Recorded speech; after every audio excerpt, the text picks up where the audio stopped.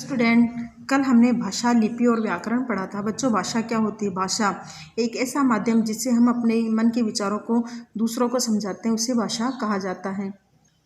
बच्चों, भाषा के दो रूप होते हैं, मौखिक भाषा, लिखित भाषा। मौखिक भाषा एक ऐसी भाषा जिससे हम अपने मन के विचारों को बोल के बताते हैं, तो उस माध्यम को मौखिक भाषा कहा जाता है। एक ऐसा माध्यम जिससे हम अपने मन के विचारों को, अपनी भावनाओं को लिख के दूसरों को समझाते हैं, उसे लिखित भाषा कहा जाता है। लिपि क्या होती है? लिपि को अंग्रेजी में स्क्रिप्ट कहा जाता है। भाषा के लिखने के ढंग को बच्चों लिपि कहा जाता है। विभिन्न भाषाओं की लिपियाँ विभिन्न प्रकार की होती है। जैसे पंजाबी भाषा की लिपि गुरुमुखी, अंग्रेजी भाषा की लिपि रोमन है। आगे देखते हैं बच्चों व्याकरण। व्याकरण क्या होती है?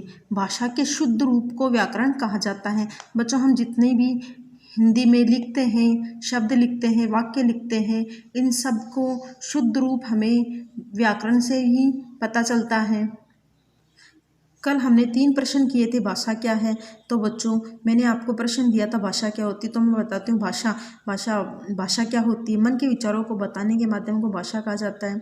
दूसरा प्रश्न, आप अपने माता पिता के साथ भाषा के किस रूप में बात करते हैं? तो हम अपने माता पिता के साथ अपने मन के विचारों को, अपनी भाषाओं को हिंदी में भी व्यक्त करते हैं, अंग्रेजी में भी व्यक्त करते हैं, मारवाड़ी में भी व्यक्त करते हैं। बच्चों, अलग अलग क्षेत्र की भाषाएं अलग अलग होती हैं। तीसरा प्रश्न है, क्या आपको हिंदी के अतिरिक्त कोई और भाषा आती है? तो बच्चों, ये आप पे निर्भर करता है कि आपको हिंदी के अतिरिक्त और कौन कौन सी भाषाएं आती है। तो बच्चों, कल हमने 3 प्रश्न किए थे। मुझे उम्मीद आपने उन प्रश्नों को गृह कार्य के रूप में किया होगा। अब हम आगे प्रश्न करते हैं। तो अपना प्रथम प्रश्न है, सही उत्तर पर चिन्ह का निशान लगाइए। तो अपना क, मन के विचार प्रकट करने का साधन क्या है? तो बच्चों, इसके 4 ऑप्शन दिए गए, यानी 4 विकल्प दिए गए। हमें सही विकल्प का चयन करना है। तो प्रथम है लिपि, दूसरा व्याकरण, तीसरा भाषा, चौथा हिंदी। तो बच्चों, लिपि नहीं हो सकता भाषा। क्यों? क्योंकि लिपि का परिभाषा क्या होती है? भाषा के लिखने के ढंग को लिपि कहा जाता है। तो बच्चों, इसका सही उत्तर होगा भाषा।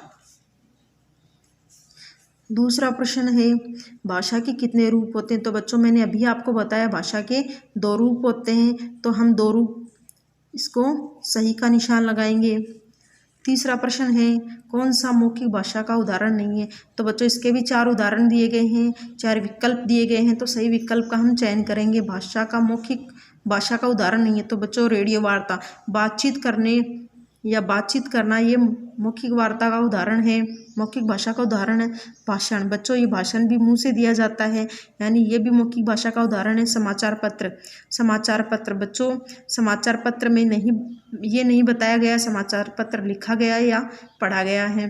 अब चौथा ऑप्शन देखते हैं, टेलीफोन पर बात। तो बच्चों, ये भी मौखिक भाषा का उदाहरण है। तो अपना सही उत्तर है समाचार पत्र। अपना चौथा प्रश्न है, रोमन किस भाषा की लिपि है? तो बच्चों, मैंने अभी आपको बताया था रोमन भाषा अंग्रेजी भाषा की लिपि है। आगे देखिए, भाषा के शुद्ध रूप का ज्ञान कराता है।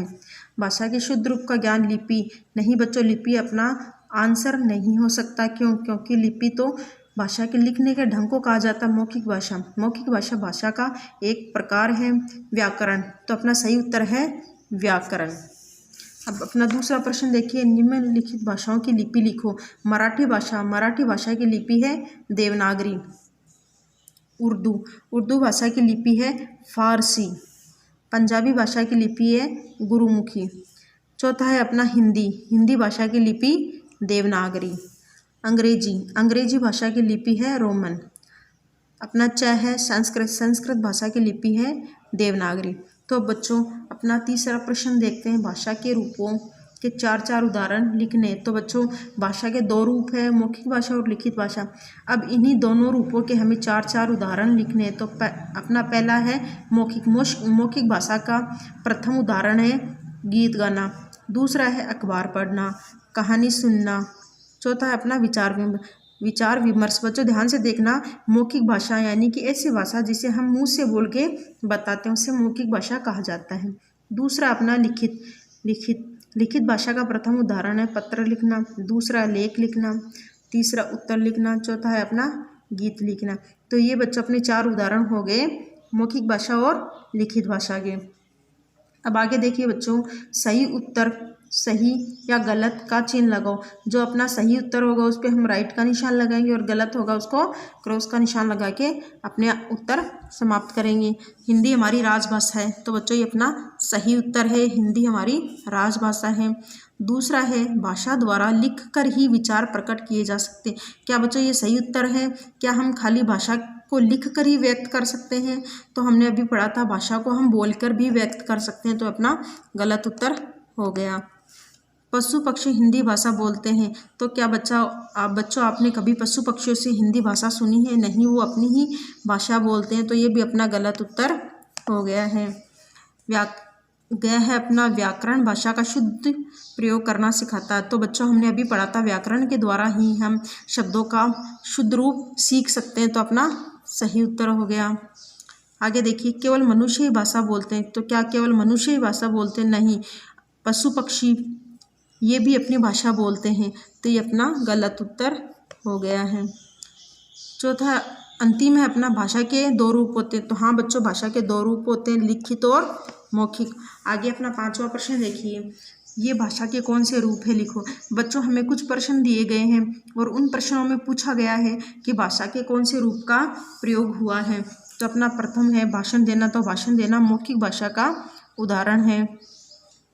ख है अपना समाचार पत्र, तो बच्चों समाचार पत्र हमारा लिखित भाषा का उदाहरण है।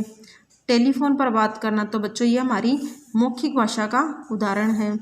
पत्र पढ़ना, तो बच्चों पढ़ना ये हमारा मौखिक भाषा का उदाहरण है। अगला है अपना परीक्षा में उत्तर लिखना, तो बच्चों लिखना, तो लिखना लिखित भाषा का उदाहरण है। आगे है अध्यापिका से प्रश्न पूछना, तो बच्चों पूछना ये हमारा मौखिक भाषा का उदाहरण है। तो आगे देखिए प्रश्न नंबर 6, निम्नलिखित प्रश्नों के उत्तर लिखो। तो बच्चों ये हमने 1 से लेकर 5 तक प्रश्न कर लिए हैं और आज का आपका गृह कार्य आओ अब लिखे से सही उत्तर पर सही का निशान लगाओ। यहाँ से बच्चों आपको प्रश्न करना शुरू करना है और आपको यहाँ तक यानी भाषा के रूपों तक आपको अपने होमवर्क में यानी गृह कार्य करना है। तो बच्चों यहाँ तक अध्यापिका से प्रश्न पूछना ये आपका गृह कार्य है और मुझे उम्मीद है आप ये गृह कार्य साफ सुथरा और सुंदर लिखेंगे। कल हम करेंगे भाषा के निम्नलिखित प्रश्नों के उत्तर लिखो। तो भाषा का कार्य लिखेंगे, भाषा के भेद लिखेंगे, लिपि के बारे में लिखेंगे। तो बच्चों ये होमवर्क हम कल करेंगे। तो हैव ए नाइस डे।